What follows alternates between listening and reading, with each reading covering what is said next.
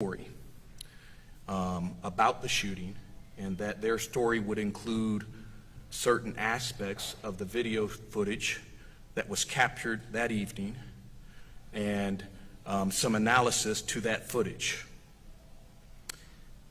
In fact, some of that footage, even before TMZ aired it, had been circulating on the internet with some analysis. Of course, as members of his legal team, we had the benefit of having that video surveillance footage for the last several weeks. We knew exactly what was depicted on it, and so we knew exactly what it stood for. We've also had the benefit during the course of our investigation of interviewing several critical eyewitnesses who were at the scene that day, actually saw what went down, what was said. And so we've had the benefit of those interviews during the course of our investigation, and that is also important. Given that the video of the shooting is now circulating on the internet, we felt compelled to have this press conference because there was some reporting, frankly, depicting the decedent as an innocent bystander, and we wanted to make sure that the record was straight. First, the video posted by TMZ is identical to the video footage not only that we received during the course of our investigation, but that APD obtained on the first night of the shooting, on the night of the shooting. TMZ's analysis of the footage is also accurate. That is to say, the decedent and other members of his crew viciously and violently attacked Shaka from behind before a single gunshot was fired. To put everything in perspective, it is important to recognize that the establishment they were at, apartment 4B, was a local restaurant, and that Shaka and a business partner of his were renting out that establishment every Sunday several months prior to this incident, without issue or complication. In other words, Shaka on that evening was at his place of business. After the decedent and his crew arrived there at the establishment, they parked their vehicles in the VIP section and eventually entered the restaurant. The video footage reveals that they were in the restaurant for less than 10 minutes, only to come back outside demanding that they be refunded the money they paid for VIP parking. This establishment, when you got there, you had to be invited there. You had to either have a passcode or personal invitation of Shaka and or his business partner. And so these men were upset that they couldn't get in, and they came back out upset, wanting their money refunded. Shortly after the decedent and his crew exited the restaurant, Shaka, along with a friend, exited the restaurant. He had just received a call from a special guest who was coming to the establishment, the restaurant, that night, and he went to go greet his special guest in the parking lot. As he's greeting the guests, the decedent and his crew are mingling around the cars that they parked in the VIP parking spaces. At some point, Shaka and his special guest and their company began to walk toward the restaurant to go back into the restaurant.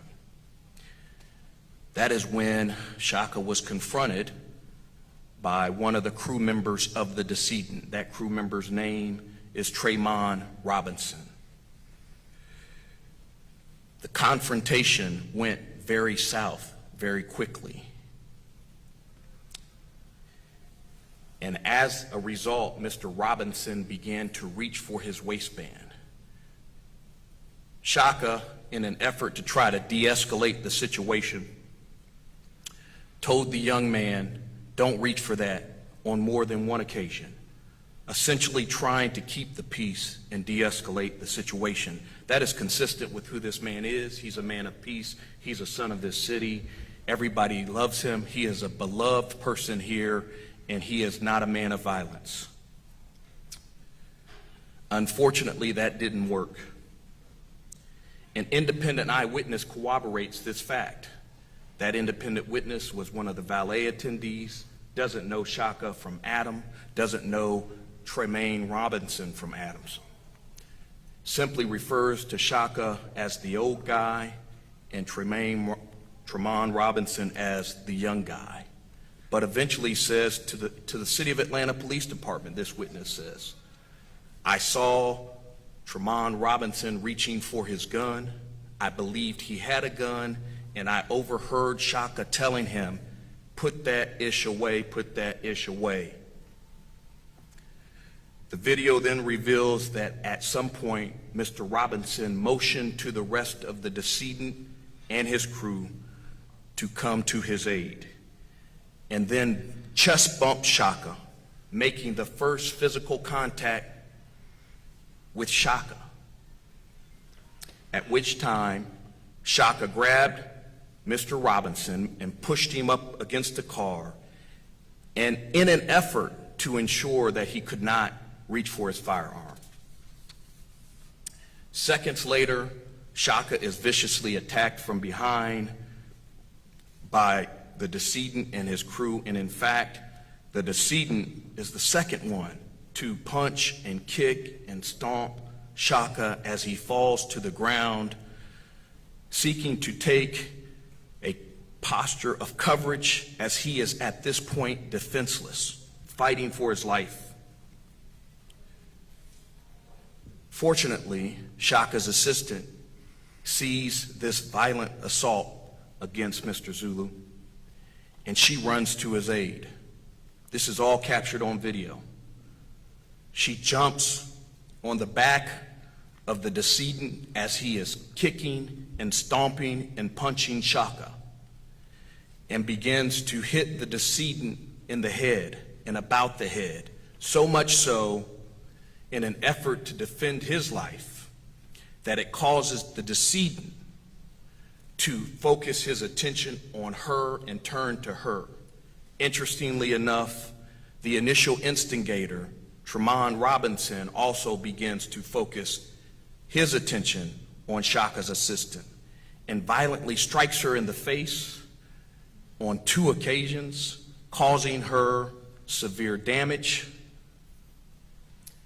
and causing her to fall to the ground. In any event, this delay or this distraction allowed Shaka to get to his feet, and thankfully so.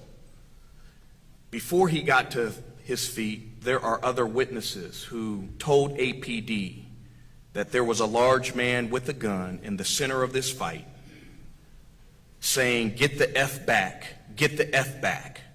And I can tell you here today that on that evening, while Shaka was on the ground and he heard those words, he thought that someone was trying to kill him.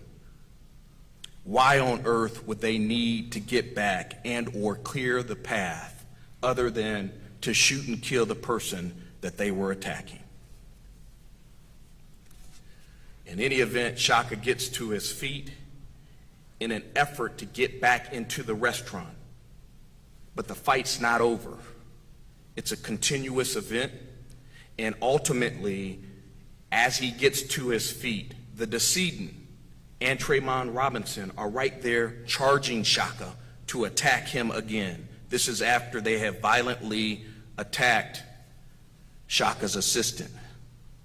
In fear of his life, knowing that the people who attacked him from behind were still in his path to safety, Shaka discharged his weapon lawfully and in self-defense.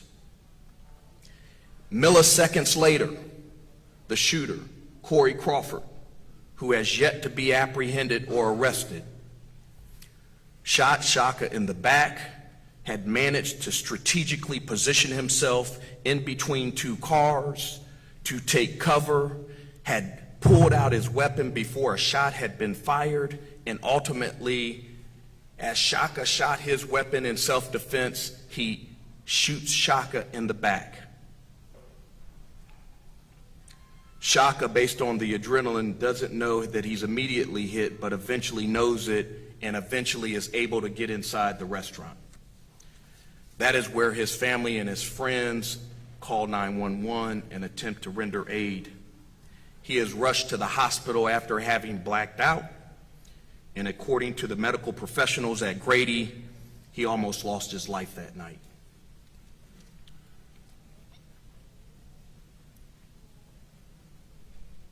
It is important to understand this.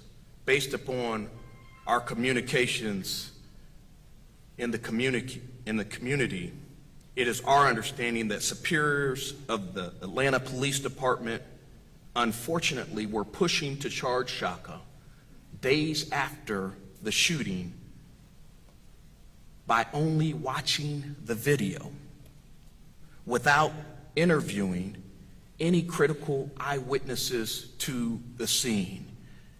And frankly, you have to question why you would just charge someone by reviewing video footage and not actually interviewing live witnesses at the scene who were there in real time and saw everything and heard everything. But instead, it is our belief, based upon our communications, that APD was trying to charge him.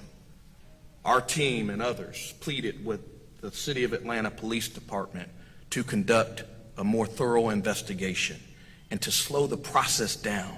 Interview someone, for crying out loud. We worked tirelessly with one another and with Shaka's legal team and investigators to interview those critical eyewitnesses, turning over many of them to the City of Atlanta Police Department, willingly, fully cooperating with the investigation. Despite our efforts, despite our call for them to conduct a thorough investigation, APD failed in every respect. In fact, to date, they haven't interviewed every critical witness or identified every critical witness that was there at the scene that night. In fact, they haven't even interviewed the initial instigator, Trayvon Robinson, who began to reach for his waistband and gun and try to escalate the situation into something that Shaka did not want it to do. It's important to note that from the physical contact to the shots fired, this all occurred over a 21-second period, very quickly, where Shaka is on the ground fighting for his life and ultimately having to make split-second decisions to defend his life so that he could live to see another day. We remain disappointed in APD for deciding to bring charges against Shaka. We remain equally disappointed in the City of Atlanta Police Department for not lodging charges against the individuals who violently attacked Shaka from behind and knocked his assistant out, clearly on video, crimes that are seen and were seen by the City of Atlanta Police Department before they decided to lodge charges against a single individual. And of course, we are extremely disappointed that Corey Crawford still roams these streets, as he is the person who first hit Shaka during the attack from behind and who eventually shot Shaka in the back. At this time, the case is now before District Attorney Fonnie Willis. District Attorney Willis is an experienced prosecutor, and I have a tremendous amount of respect for her and her team. At this time, the Shaka's legal team, myself, Attorney Davis, and Attorney Secret will continue to investigate this matter and cooperate with that investigation because we have nothing to hide. We remain confident that through the judicial process, Shaka will be cleared of all these charges, and we thank you for your time and attention. I want to now turn the mic to Shaka's sister. She wants to talk to you about his hospital stay and his injuries so that you can understand and appreciate that he was in the fight of his life on that evening. Then we'll open it up to questions. Thank you, Gabe. My name is Aisha Obafemi. I am the older sister of Chaka Zulu. Ahmed Chaka Zulu Obafemi, to be exact, his real name. First, my family and I would like to give honor and thanks to the Most High and our ancestors for the fact that my brother is sitting here today.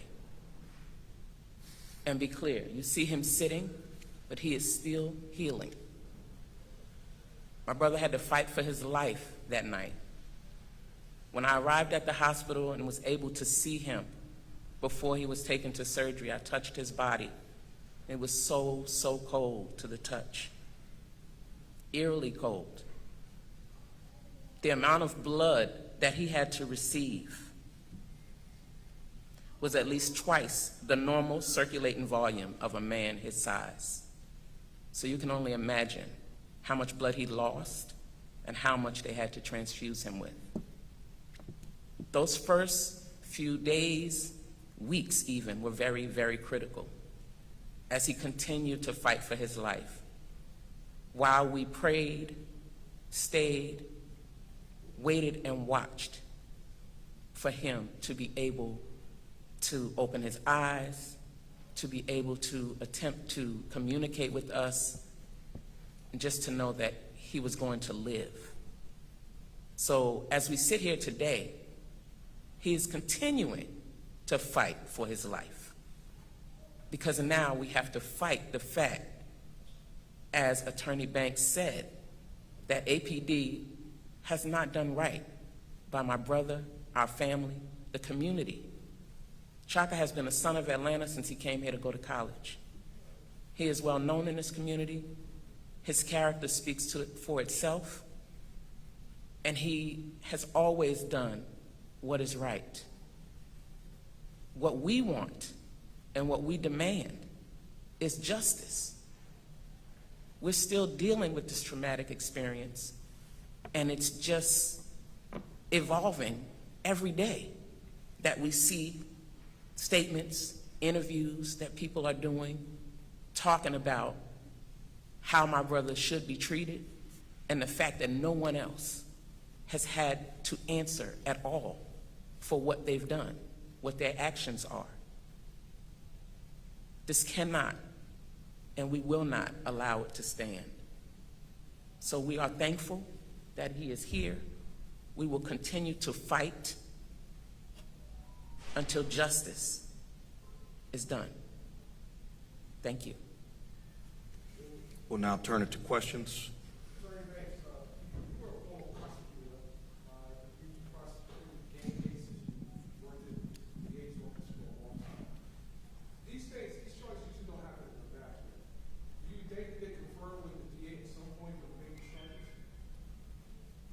I'm not sure of whether they conferred with the District Attorney, Fonnie Willis. While I was a prosecutor for many years, frankly, there were times that APD moved on their own without conferring with the District Attorney's office. There were times that APD worked in conjunction with the District Attorney's office. At this point in time, however, what I know is that the single person to sign the arrest warrants for the city of for Mr. Zulu was Detective Johnson, and she was an employee of the City of Atlanta Police Department. No one from the District Attorney's office took out warrants to arrest Mr. Zulu. Mr. Banks, what role do you think that your client's celebrity status has played in the APD's decision to file charges? Look, I mean, he has a lot of support, there's no doubt about this. But it's not his celebrity status ultimately that will sway anybody. It's the facts and the circumstances of the investigation. It's the facts that happened that night, that evening. And when you take a close look at the video footage, as well as you interview all of the critical eyewitnesses, the reality is that the only conclusion that you can reach is that he acted in self-defense. And in fact, I will say this, if he is not able to act in self-defense under these facts and circumstances, then I question who on this side of heaven in Metro Atlanta area, or anybody for that matter across the United States, has the ability to defend themselves. And so I'm not the only attorney here. Of course, Attorney Davis and Attorney Secret are here as well, and I know that they want to participate in this discussion. I am lead counsel. That said, everyone here is able to answer questions on this side of the table. Attorney Davis, you seem to have quite a following here today to support Shaka. What do you feel that all of this support being here today with the hashtags, what do you hope it will do for your client? Well, let me start with this, and thank you for that question, Maria. Let's start with the fact, let's be clear, APD has been under fire.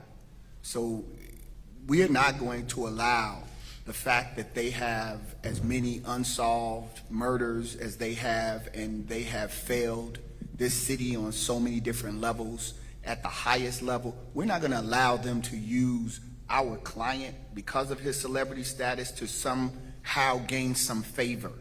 That is not what's going to happen, because this for us, there has to be some politically motivated reason, because as we all evaluated, and we've had other attorneys evaluate this video, people are astonished that he was charged. And when things don't make sense, that should make sense logically, then we have to turn to some other motivation outside of the facts. So the facts speak for themselves. So there are some other factors at play here that we have to uncover.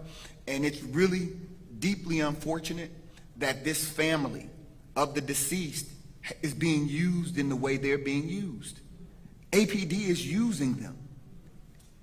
They're not at all being honest with them about the decedent's involvement in what happened. In fact, Corey Crawford and Trayvon Robinson should be charged with their son's murder. Today, because it is a felony murder. They initiated, participated in, and under the statute, they should be charged with this murder. And so all of this energy is absolutely misdirected at a man who was a businessman. This is a middle-aged man who was attacked by 23-year-olds, men as young as one of his own children. Yeah. It's absurd. Attorney Davis, and any of the attorneys here can answer this. What do you say to the Benton family who said they looked through the warrants, and the warrants suggest that Shaka Zulu here was the aggressor in this situation, saying in the warrants that he choked some of the people there? What's your response to the Benton family today? That assertion is just contrary to the facts of this case. The facts don't support that. And if you have an opportunity to review the video, you will see that the initial chest contact is from Mr. Benton, that the initial punch that hit Mr. Shaka was from Corey Crawford, then Mr. Benton, that Mr. Benton then stomped him, kicked him, punched him, that those things are just not consistent with the facts. He was not the aggressor in this situation. He was walking from the parking lot on the way into his place of business when he is stopped by them and confronted. He is not the aggressor. And let me just say this to your question too. It's not lost on Shaka that someone lost his life that evening. The last person that would want to shoot another man is the man sitting to my right.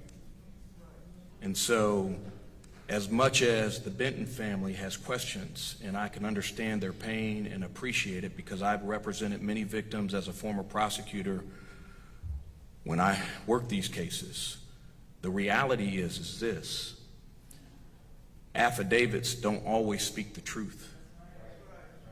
And in this case, when you review the video footage and listen to the critical eyewitnesses, the truth is, unfortunately, that their son attacked Shaka from behind and made a decision that ultimately cost him his life that night. And so while we respect and we grieve with the family, frankly, because they lost their loved one, it's not because of anything that this man did unlawfully. Doing mentally and physically after being shot, and just speaking to the idea that the person who shot you is still on the streets and does not face charges at this time. We certainly appreciate your question. He's certainly here and wanted to be present today because this is an important day for him. At this point in time, he's willing to cooperate with the investigation as he has, but he's not going to make any public statements at this point in time.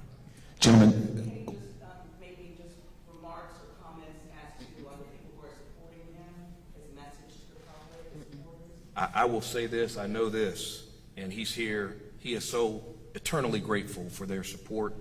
I know he wants to say it, but I'm going to make sure that he doesn't say it because I want to make sure I protect him from this process going forward. And we are now in a protective posture of him, being forced to protect him, right? Because APD did the wrong thing.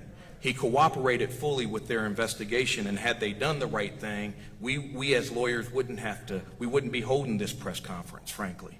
But we're here, he's thankful for everyone's support, and frankly, humbled at the outpouring of support that he's received. Yes, sir. Thank you. Gentlemen, from the New York Times, it's a question either for Mr. Banks, Mr. Davis, or Mr. Secret. Two questions, if you don't mind. The first one is, have you had any indication from APD or anyone else associated with the bringing of the charges as to why they have not brought additional charges, given the fact that we have video evidence that appears to show acts of violence, other acts of violence? The second question is, can you talk about Georgia and the stand your ground statute and whether or not that plays into a defense of Mr. Zulu? Sure. So, Georgia, let me answer the second question first, okay?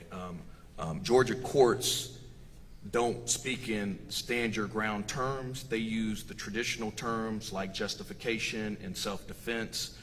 And surrounding that statutory body of law, Georgia clearly says that an individual who is met with threats or force has absolutely no duty or obligation to retreat. And so, in fact, while they don't use the language stand your ground, the reality is that Shaka had every right to stand his ground on that day in question, and we are happy that he did. Now, I forgot your first question, so you're going to have to remind me. I'm so sorry. Gentlemen, it appears that there is evidence out there on TMZ, on the internet, that other acts of violence occurred. Yeah. And so my question is, has anyone at APD or anyone else involved in the investigation of this given you some justification or had a conversation with you about why no one else has been charged in this case? No. That question needs to be lodged with APD with the chief of police, the interim chief of police. Why no one else was charged is baffling. Everyone that sees the level of violence perpetrated against Shaka we're dumbfounded. I mean, as long as Attorney Seeker's been practicing 40 years, 20, 25, and we've never seen anything like this where you have video evidence of this level of violence, yet no arrest. And that's why it, again, raises the question about what other motivation does someone inside of APD have for this? How do they think this is going to advance some other agenda, but not on his back? Yeah. And it's not, we don't have an answer to that question, not because we haven't asked the question, not because we haven't demanded justice on behalf of Shaka. We've talked to the City of Atlanta Police Department and members, as well as the investigating officers who were boots on the ground, asking the very question that you asked us today. And we have been met with no answer. And we do ask for justice on behalf of Ahmed Chaka Zulu Obafemi. But we also ask for justice for his assistant, who was brutally beaten by Mr. Trayvon Robinson, hit twice, knocked out, and is suffering physical and mental trauma as a result of that. And that person, the police department has not attempted to arrest that person, and have had the audacity in the charges to charge Ahmed Chaka Zulu Obafemi with simple battery. But they didn't charge Trayvon Robinson with simple battery. They didn't charge Corey Crawford with simple battery. They didn't charge the other gentleman, Mr. Stroger, with simple battery. And that's the thing that is so unusual. In the time that I've been practicing in Georgia, typically what happens in cases like this is this. If there are all of these acts of violence that are so clearly and obvious on the video, usually everybody's charged. They charge everybody and then let the district attorney or someone else figure it out. This is a situation where it appears the Atlanta Police Department, for some reason, made a very quick decision, unjustifiably quick decision, to charge exclusively Shaka Zulu. I want to know if the mayor of Atlanta, Andre Dickens, has had a chance to review this case or the video. I will say that we would certainly like for those who have authority and oversight to take an interest in justice in Atlanta. Whether or not he's seen the video, I don't know. Is there anything that he can do to stop anything from going to the DA's office? The APD, the chief, works for the mayor. And at this point, APD has to be reeled in, clearly. The way they've moved in this case absolutely requires some oversight. They can not manage this themselves fairly and justly. We don't see justice here, and so when you don't see it here, the person who gets to appoint, gets to select, is going to have to intervene on some level to redirect them so that the rest of the world can make sense of what's happening in Atlanta right now with policing. What was, Shaka, what was your association, and I'll speak to you, Mr. Attorney Banks, Shaka Zulu's association with Bartez Benton, the 23-year-old young man who is no longer walking this earth? What was the association between Bartez and Shaka? There was none, other than the fact that on the first night that ultimately they didn't even meet. They didn't even have pleasantries. They didn't even exchange hellos, but rather Shaka was attacked by Mr. Benton from behind on that night. That's the first time that he ever encountered Mr. Benton. He doesn't know him, and Mr. Benton didn't know him. Let me just ask you, so you guys all contend that this was all over an issue with VIP parking, bad feelings, feeling disrespected, and then it just escalated into an attack and a shooting? So are you guys contending that that is how this all started, that there was no backstory that led up to this? There was certainly no backstory whereby Mr. Zulu had any beef with any of these individuals. As it concerns the crew and the decedent having issues about parking and not being able to get into the club or get a table at the club, that certainly is information that we have learned from the witnesses. Why this escalated to the point that it did, was that a part of it? Yes. Is that the rest of the story? I don't believe so. The reality is that as attorneys and as Shaka legal team, his legal team continues to investigate this matter, we are going to unturn every stone to ensure that we have the full picture. Frankly, I will say this.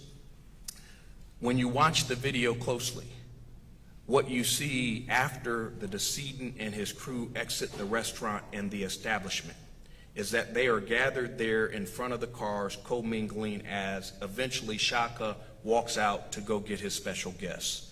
During that time, Corey Crawford goes inside his vehicle and pulls out a gun to arm himself. And then all of a sudden, one of the same crew members approaches Shaka. That is Trayvon Robinson, and has a beef with Shaka that comes from nowhere. He's going out to greet a guest. That's the only thing that's on his mind. There was no prior beef on the inside of the establishment with this, the decedent and or his crew, and then he encounters Trayvon Robinson at that time, and then it escalates. And so, did they have a planned, coordinated attack? I think that that's a question that you need to ask when you watch the video. Two questions. Will you be releasing Before you ask the that question, video? hold on Will one you be moment. releasing that video since so much hinges on? The video is out with TMZ. It's out and it's in the public domain. But I want to point out one other point, is that before Shaka makes any contact with Trayvon Robinson, look at his hands. Look at Robinson's hands. He beckons his crew. So they're already moving. So it's very important that you watch this. They're already moving into place to attack him before there's any physical contact. So the idea that they are somehow coming to his aid because this 52-year-old man is having a rough time with a 23-year-old, no, they were moving on him, and it was in a level of intentionality. that you just have to look very closely. And the fact that they've rushed the way they have and not even interviewed Robinson, again, speaks to issues within APD. Attorney Davis, to her point with releasing the video, I think it would have been helpful for you guys to have it here so you could go through it, because there are copyright issues with it being out in the domain. So is there any plans of you guys releasing it at all today where you can show, like, this is where his hands were, you see him approaching, anything like that that could guide people to see what you guys are speaking of? We'll certainly leave that open. Frankly, I don't know why the City of Atlanta Police Department hasn't released the video, right? It's their job to investigate. He doesn't have to do a damn thing, right? And so he has been charged with murder wrongfully. And to the extent that you want something, you should be asking your constituency or the leaders in this community who lead the parade for the video. It doesn't mean that we won't be open to having the video, because we don't have anything to hide from the video. But right now, we are not authorized to release the video. And so as a result, based upon just some legal technicalities that we are trying to do our best to abide by, we haven't released the video. Otherwise, we would be presenting to you today with the video. Are there other videos, are there other angles of this shooting that you know of? And also, had the fight been separated? No. Had the parties been separated before the first shot was fired? Absolutely not. So this is very critical. And I think any skilled prosecutor will understand and appreciate that this is a critical analysis of this case. That is, this was a continuous fight, and it really wasn't a fight. It was a man that was fighting for his life because he was attacked from behind. He didn't have a chance, frankly. And so there was no break in the chain of events from the beat down up until the time that Shaka fired his shots lawfully and defended himself in self-defense. And so that's a very critical question. It's a very important question. This was a continuous, ongoing beating and attack of Shaka. In fact, when he reaches his feet, they continue to charge him. The individuals that participated in the beatdown and kicked him and stomped him and punched him are right there in his path as he is attempting to get to safety into the restaurant. And so, no, there was no break in the chain of events, and to the extent that the City of Atlanta Police Department suggests otherwise, that would be a falsehood.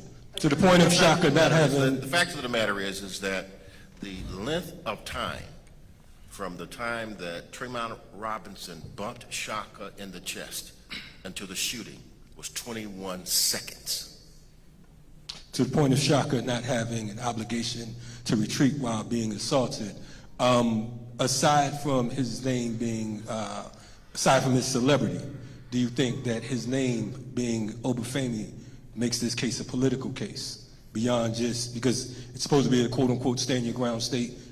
I'm wondering, why would they charge a man who was being assaulted and clearly, not charge anyone else? There are some who would suggest or question.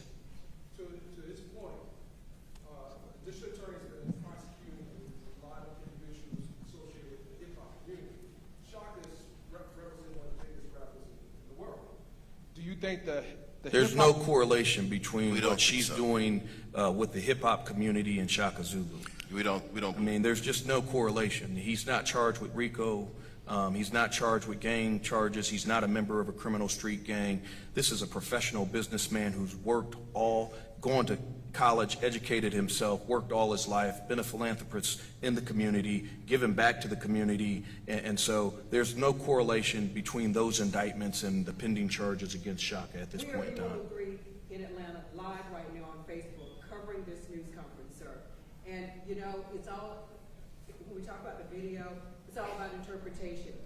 You have a lot of supporters behind you, but you also have people who are out there who are saying things and making the statements that say, Shaka, you started the fight, the kid you choked was scared for his life, the reason his friends jumped in to help him. Be a man, say you made a bad mistake.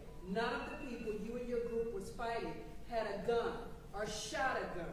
Well, let me just, that's not true. That's simply not true. And so tell your live viewers, and let me tell them, since we're live, that they shouldn't just go on what they believe to be true or what someone else is telling them. What happened at that night is that, first of all, Trayvon Robinson is the first person to have made physical contact with Shaka. He chest bumped him, and he was reaching for a firearm, what Shaka believed to be a firearm. After that chest bump, as he was reaching for his firearm, Shaka tried to prevent him and de-escalate the situation, prevent him from pulling that firearm. And then he is attacked from behind. Look, he is a license to carry. He was lawfully in possession of his gun that night. In fact, when that young man was reaching for his waistband and Shaka believed he had a firearm, the law would have pulling out a firearm so no one gets shot. Instead of being able to prevent that man from pulling out a firearm, what happened is he was attacked from behind, beaten and pummeled to the ground. He's in a defenseless posture, and eventually he has to get up. And anytime in America, I can tell you this, that 4 people attack you from behind and start kicking and stomping and beating on you, let me tell you something. No man in America is going to be able to believe that he can't act and fire in self-defense. That's what he did on that night. He would do it again if he were in that position, and frankly, he did nothing wrong. And so you tell your viewers that they are wrong about that. They will be wrong about it today. They were wrong about it yesterday. They'll be wrong about it several weeks from now. And it's impossible. Thank y'all for coming. Thank y'all. That's it. We good. Watching the video, we saw the guys to the right, it was appears that they were fighting something to happen. We saw Shaka walk back over to the front of the club. You can see how Crawford moves to his car to retrieve the firearm. Yes. Did Shaka have any inkling that there were a planned attack? He didn't have any inkling that there was a planned attack, but I will just say this in conclusion, that at some point he learned while on the ground and felt and believed that these individuals were armed. He believed that Trayvon Robinson was armed when he first encountered him. And so when he got up to his feet, he lawfully discharged his weapon. And so look, I know you guys are asking for the video, and we appreciate that. And to the extent that the video is ever released, and you guys want us to come back and walk you through what we see, we're happy to do that. At this time, though, we have taken all of your questions. We appreciate all of you for being here, and we ask everyone in the community to stand with Shaka at this time. Sure. Can I what now? Sure. If you want to. These are family members that have been with him all of his life. These are people who support him and have seen and know his character, and they stand with him, as many people here in Atlanta and around the world, quite frankly, continue to stand with him because they know of his good character. Yeah. Thank you. Thank you so much. Can we stand up for one race photo, please? That's okay.